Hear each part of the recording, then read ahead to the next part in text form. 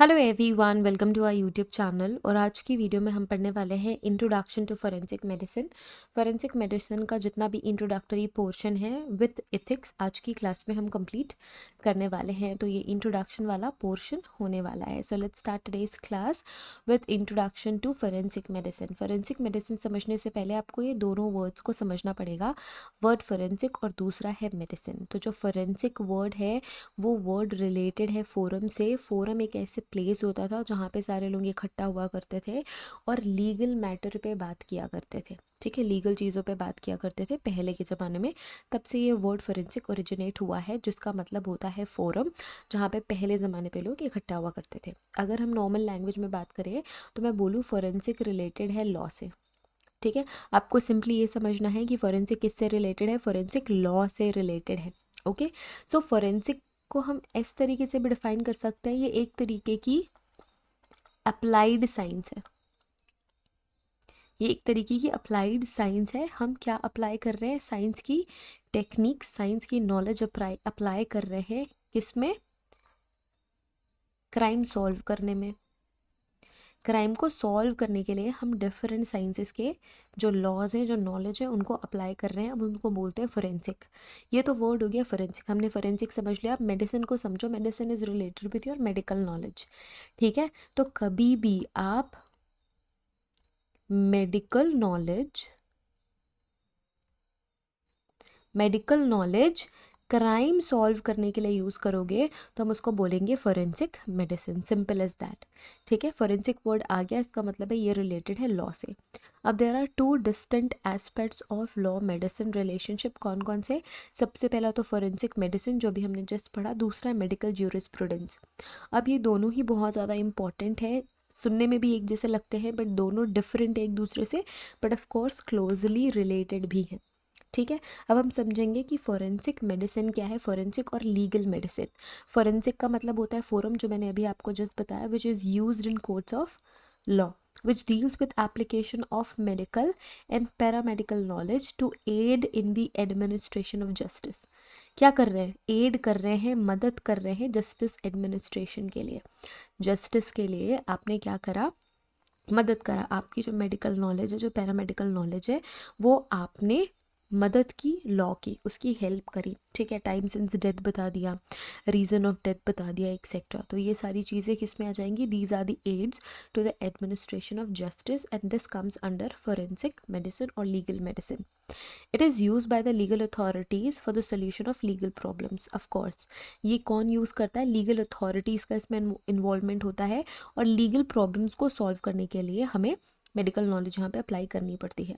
कुछ एग्जाम्पल्स अगर हम देखें तो वो है applying medical knowledge to decide cases of injuries. कौन सी इंजरी है, सेल्फ इन्फ्लिक्टेड है, किसी और ने इन्फ्लिक्ट करी है, राइट? ये सारी चीज़ें आप देख के बताओगे। मर्डर से रिलेटेड, सुसाइड से रिलेटेड, एक्सीडेंट से रिलेटेड, सेक्सुअल ऑफेंसेस से रिलेटेड, पॉइजनिंग से related, etcetera. In short it deals with medical aspect of law. ये किससे डील करता है? मेडिकल एस्पेक्ट से डील करता है, जो कि रिलेटेड है लॉ से। ओके, अब हम समझेंगे मेडिकल ज्यूरिस्प्रूडेंस क्या है। सो ज्यूरिस का मतलब भी होता है लॉ, एंड प्रूडेंशिया, जो प्रूडेंस वर्ड आया है, ज्यूरिस मेडिकल का मतलब मेडिकल नॉलेज ही है यहाँ पे। ज्यूरिस का मतलब होता है law, and prudence word originate हुआ प्रूडेंशिया से, जिसका मतलब है नॉलेज, लॉ की नॉलेज। अब अगर आप मेडिकल प्रोफेशन से जुड़े हुए हैं तो आपको कुछ ना लॉ की नॉलेज होनी ज़रूरी है, which deals with the legal responsibilities. आपकी कुछ लीगल रिस्पॉन्सिबिलिटीज़ भी हैं, जिसकी जानकारी, जिसकी इंफॉर्मेशन आपको होनी चाहिए। ठीक है, these are the legal responsibilities of the physician with particular reference to these things arising from physician patient relationship। किसी फिजिशियन के पेशेंट्स के साथ रिलेशनशिप कैसे होने चाहिए। मेडिकल नेग्लिजेंस, मेडिकल के नेग्लिजेंस भी कई सारे ऐसे केसेस है जो बहुत ही ज़्यादा हार्ट ब्रेकिंग भी है और जो नहीं होने चाहिए थे, जो लिटरली मेडिकल नेग्लिजेंस की वजह से होते हैं। अभी मैंने रिसेंटली एक न्यूज़ पढ़ा जिसमें मैंने ये पढ़ा कि 2 न्यूबॉर्न बेबीज़ की डेथ हो गई क्योंकि डॉक्टर्स ने उन्हें एसी वाले रूम में रख दिया था। कहाँ का केस है मुझे प्रॉपर्ली याद नहीं आ रहा है, but this is a case of medical negligence. इसके लिए आपको लॉ की नॉलेज होना बहुत ज़्यादा ज़रूरी है।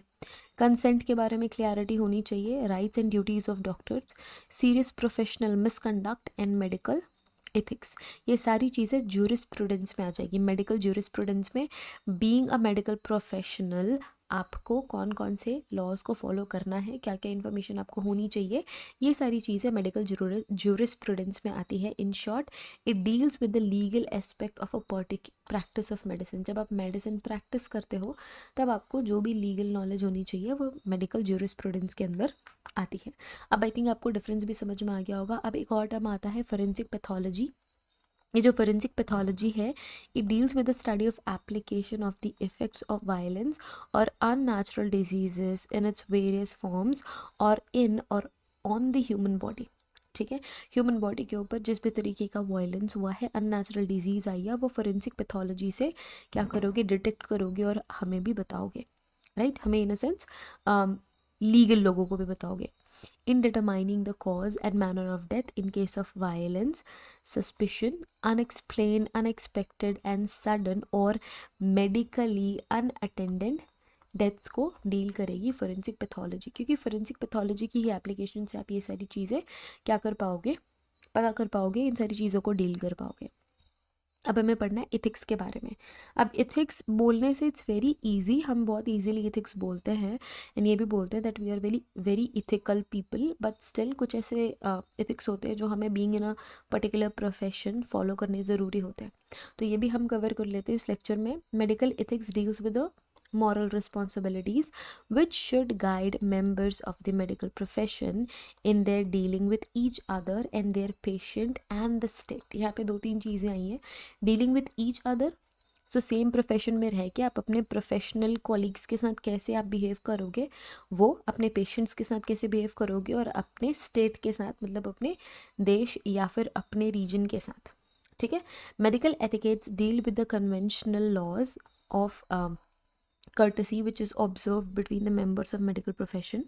A doctor should behave with his colleagues as he would have them behaved with himself। ठीक है, ऑफ कोर्स ये सिर्फ और सिर्फ एक पर्टिकुलर प्रोफेशन से भी रिलेटेड नहीं है, इन जनरल भी हमें घर में यही सिखाया जाता है कि आप दूसरों से ऐसे बिहेव करो जैसे आप उनसे अपने लिए बिहेवियर चाहते हो। ठीक है, that is the other thing.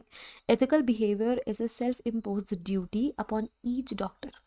ये जो इथिकल बिहेवियर है ना, ये सेल्फ इम्पोज ड्यूटी है। A doctor should not criticise और disintegrate the professional ability of another doctor while dealing with a patient. ऐसा नहीं कि आपके पास कोई पेशेंट आया तो आपने अपने ही साथ वाले डॉक्टर की बुराई करने लग गए।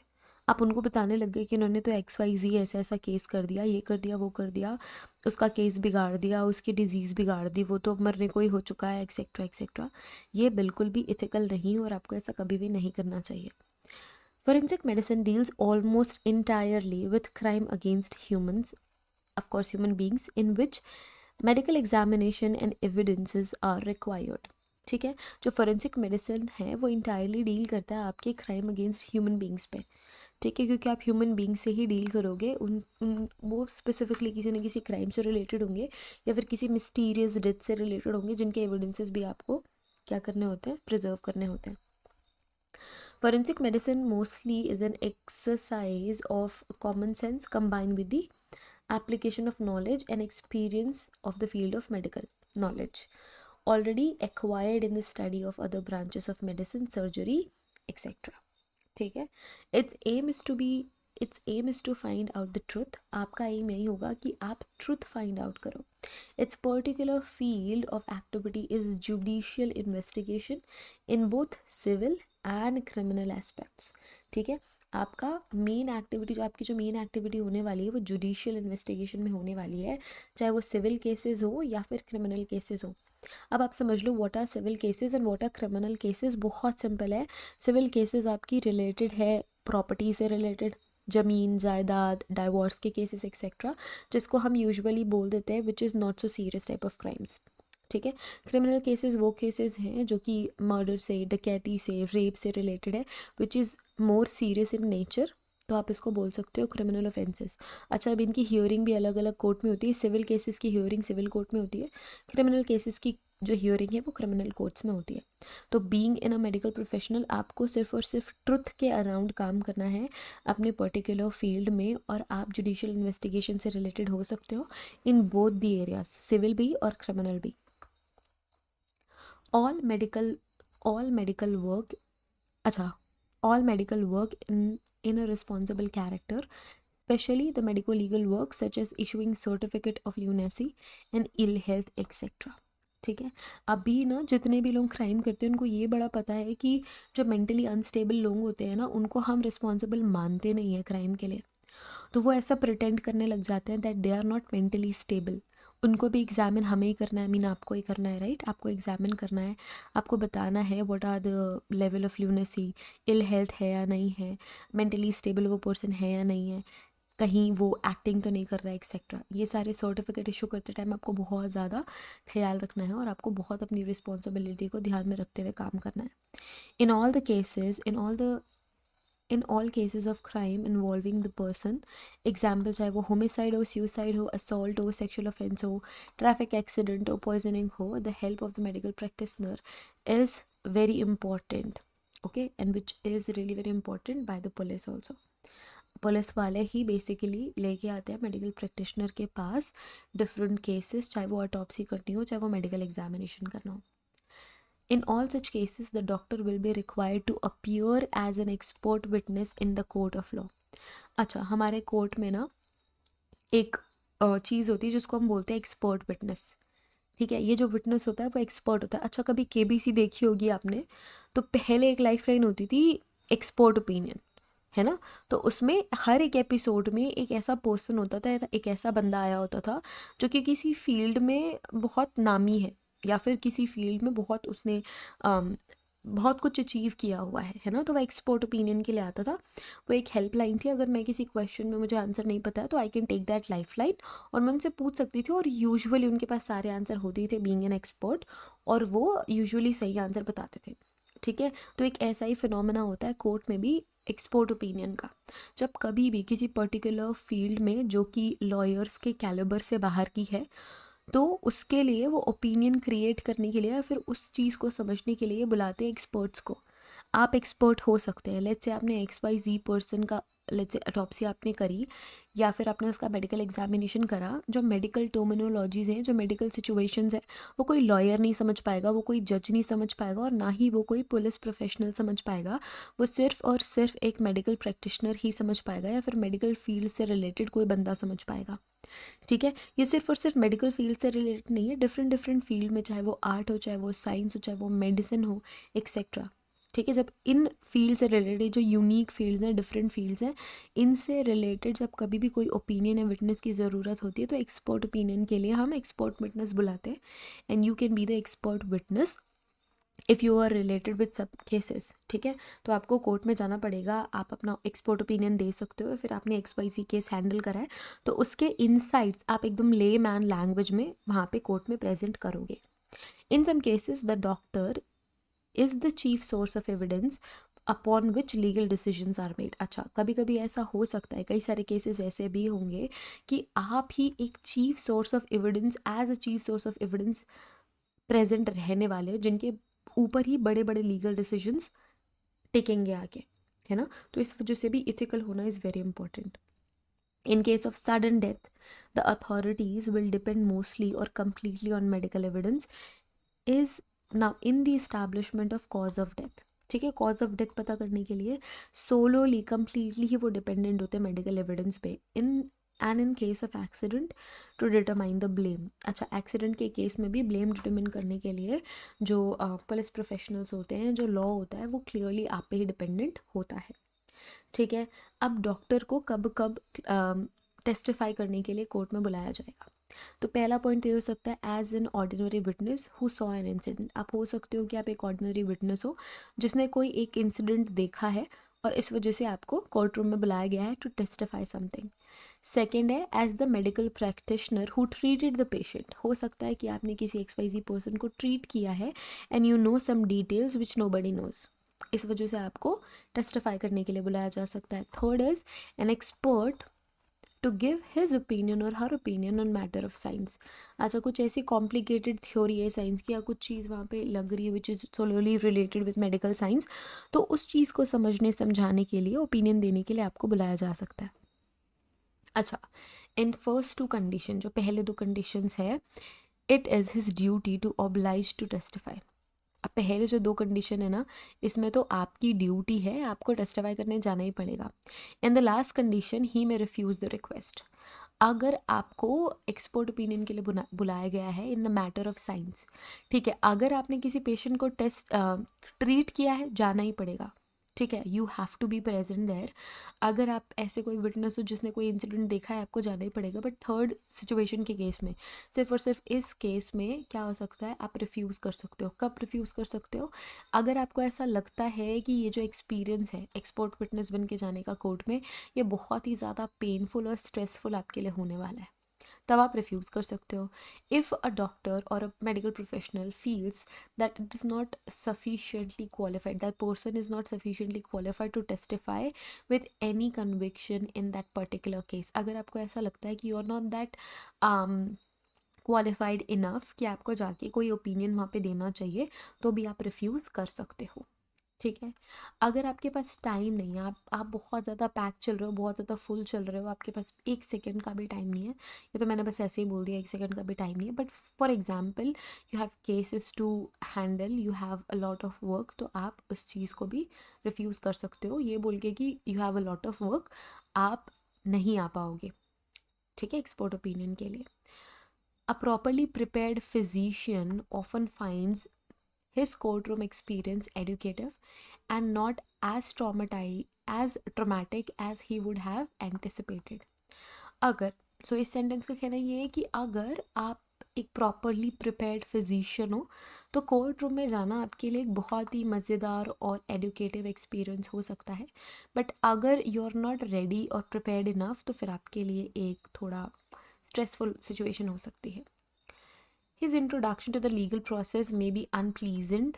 अच्छा, if you are not prepared enough, तो आपका जो experience है, this experience can be unpleasant if he is irritated by an aggressive prosecuting thing or a defense lawyer. ठीक है, वहाँ पे ना बहुत माहौल भी गर्म होता है कोर्ट में, तो अगर आप इरिटेटेड भी हो गए हो, तो आपके लिए वो एक्सपीरियंस बहुत ज़्यादा बुरा हो जाएगा. बहुत ज़्यादा वहाँ पे आपको काम रहना पड़ता है और बहुत शांति से सारी चीज़ें सुननी और समझनी पड़ती हैं.